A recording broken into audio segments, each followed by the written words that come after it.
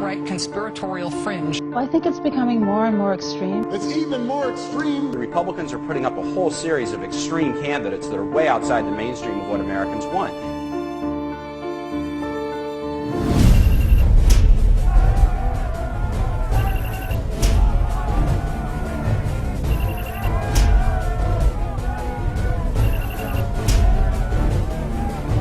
The right to build a place of worship and community center on private property in Lower Manhattan.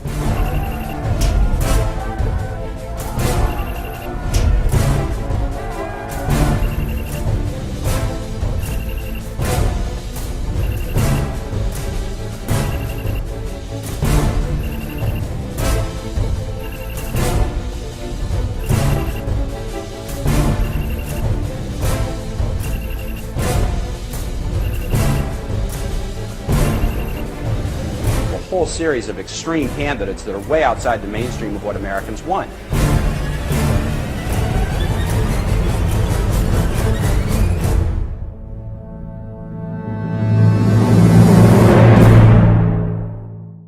We will come back to this video later in our presentation.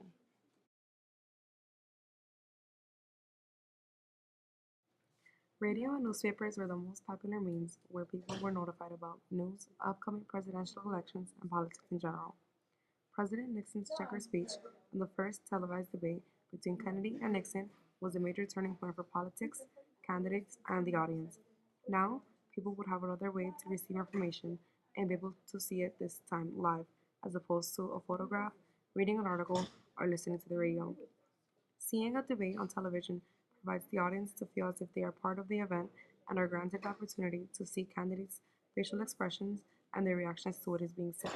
The power of politics on television was realized when more than 70 million viewers tuned in to watch this debate.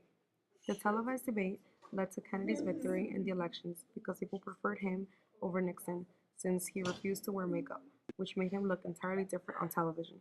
Even today, debates are still watched by millions of Americans and influence their decision when it comes to voting.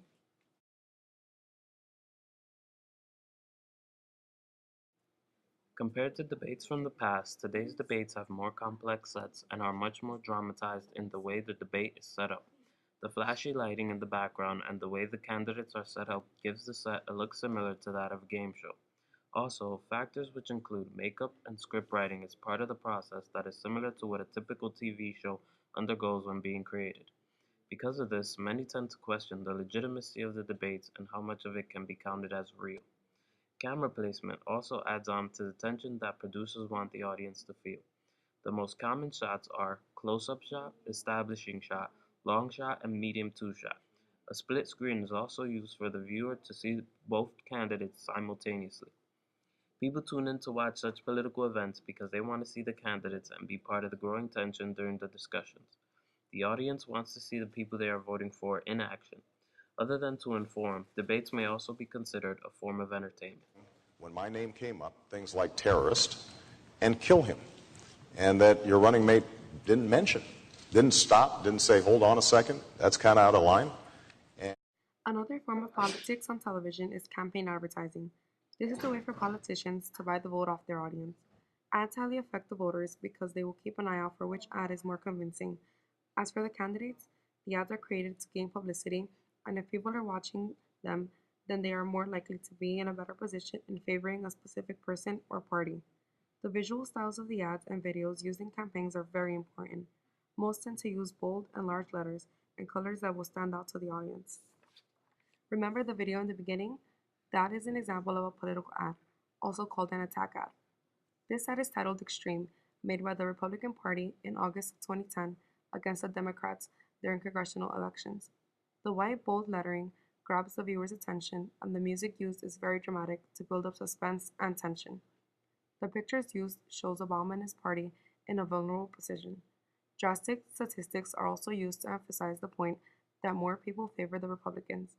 After watching the video, it can seem like one has just finished watching a movie trailer.